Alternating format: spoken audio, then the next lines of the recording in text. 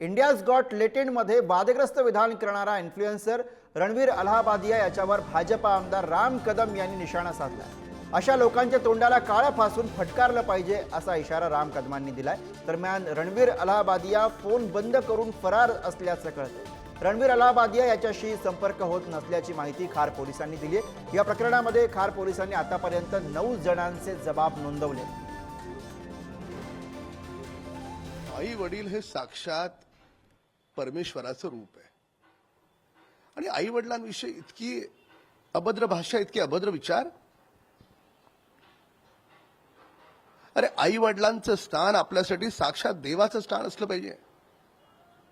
महाराष्ट्र ही संतांची भूमी आहे आणि या भूमीमध्ये अशा प्रकारचे विचार आम्ही खपून कधीच घेणार नाही। तर त्याच्यामुळे हा जो कोणी आहे व्यक्तिविशेष, त्याला युट्यूबचे पैसे मिळत होते ते काही कमी होते? फक्त प्रसिद्धीच्या झोतात यायचं म्हणून आई वडिलांविषयी असं बोलशील?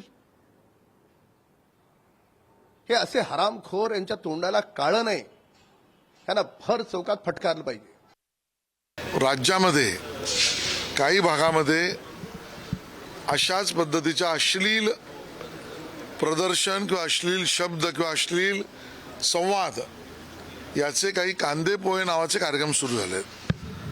ते थिएटरमध्ये तिकीट लावून होत आहेत आणि त्यामुळे आपल्या नाट्यगृहामध्ये तिकीट लावून कांदे पोहे सारख्या अशा अश्लील पद्धतीचे कार्यक्रम होत असतील आणि त्याला रंगभूमी मंडळाची परवानगी नसेल तर त्याच्यावर तातडीने कारवाई करा असे आदेश मी दिले।